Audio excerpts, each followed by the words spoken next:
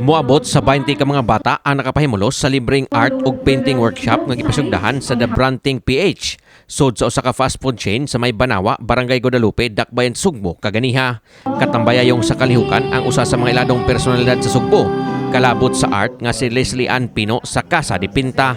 Ang mga bata nga misalmot gikonsiderar nga adunay mga special needs og nagpakinaron og 13 anyos paubos. Gipaapil usab sa mong kalihukan ang mga bata nga fully abled aron makat-on sila sa insaktong pakikimamat sa usag-usa.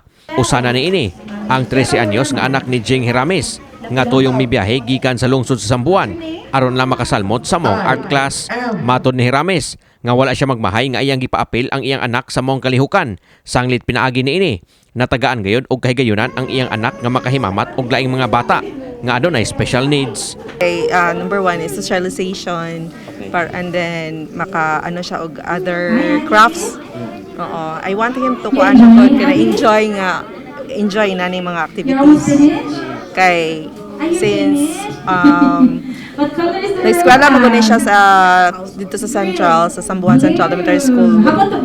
Wala kayo yung mga inani nga activity ba? Usa sa mga gipahimo sa mga bata atol sa 2 ka oras nga kalihukan ang pag-assemble og usa ka birdhouse. Human sa paghulma niini, gitagaan usab sila og kahigayunan nga makakolor sa ilang gigama, depende sa ilang gusto.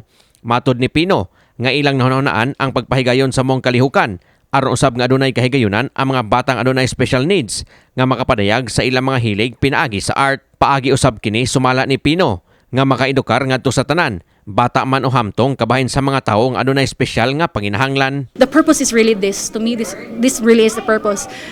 My first Casa de Pinta hosted art workshop is with special kids because I always believe that the unconditional love that these parents have given the kids is a way of returning to God the unconditional love that's been given to them as well.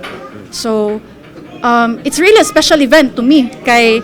And quite honestly, before ko ni-start I was kind of hesitant because this is the first audience that I have that really requires special attention. Unique attention. Sa umaabot gikatakdang daghan pang susama nga mga kalihukan ang ilang ipahigayon sama niini. Nasayran nga bag-o lang usab nga nagpahigayon og kaugalingong art workshop si Pino. 2 ka semana na ang nakalabay apan dili alang sa mga batang adunay special needs.